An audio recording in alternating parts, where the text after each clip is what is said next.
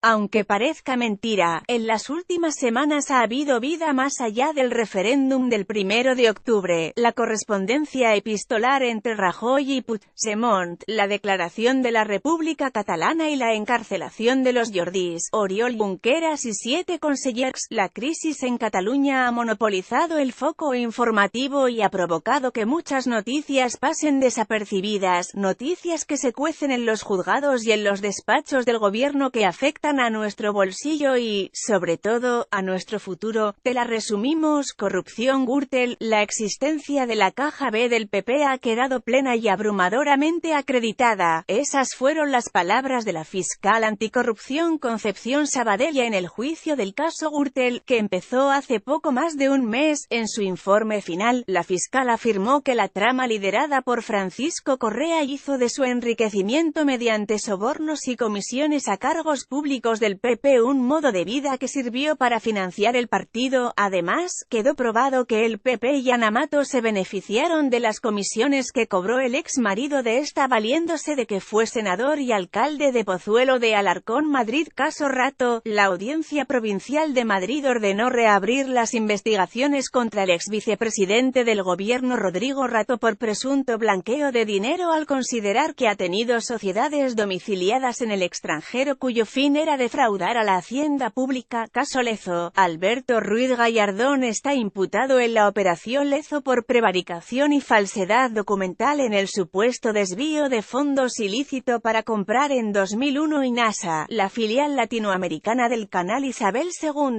En su declaración, el pasado jueves, negó haber cobrado comisiones del canal ni haber pactado con Ignacio González. Caso Palma Arena. La Fiscalía Anticorrupción y la Abogacía de Baleares han rebajado su petición de condena a 3 años de prisión para el expresidente del Govern Jaume Matas por delitos continuados de fraude a la administración y prevaricación. Inicialmente pedían 4 años. Caso del 3%. La Fiscalía ha pedido que el exconsejero de Justicia y diputado de Junts pel Sí, Germà Gordó, no salga de España por el caso del supuesto cobro de comisiones a cambio de adjudicaciones por parte del gobierno de Ciu. Gordó fue hombre fuerte en Convergencia y mano derecha de Artur Mas. Recortes. El gobierno reducirá por tercer año consecutivo la inversión en sanidad, educación y protección social, según el plan presupuestario del Ejecutivo de Mariano Rajoy. La partida destinada a educación pasa del 4% al 3,8% del PIB y la de sanidad se contraerá del 6% al 5,8%. En la partida destinada a pensiones, servicios sociales y políticas de fomento del empleo, la reducción será incluso mayor: pasará de recibir el 16,5% del PIB a quedarse en el 16,2%. Economía. El 7 de septiembre supimos que el Banco de España daba por perdidos más de 40.000 millones de euros del rescate a la banca. Ese mismo día salió a la luz que el Estado perderá 14.471 millones con la venta de sus acciones en Bankia y Banco Mare Nostrum BMN tras la fusión de ambas entidades. Paro con República Catalana o sin ella, España sigue siendo el segundo país con más paro de Europa. El gobierno celebró hace unas semanas la mejor cifra de ocupación en España desde 2008. El número de parados se recortó en 182.600 de julio a septiembre, aunque obvió señalar que tuvieron que ver en estos datos la temporalidad y el trabajo turístico. La EPA, además, refleja que la creación de empleo se ralentiza. Consumo luz. El precio de la luz alcanzó el pasado 24 de octubre el precio más alto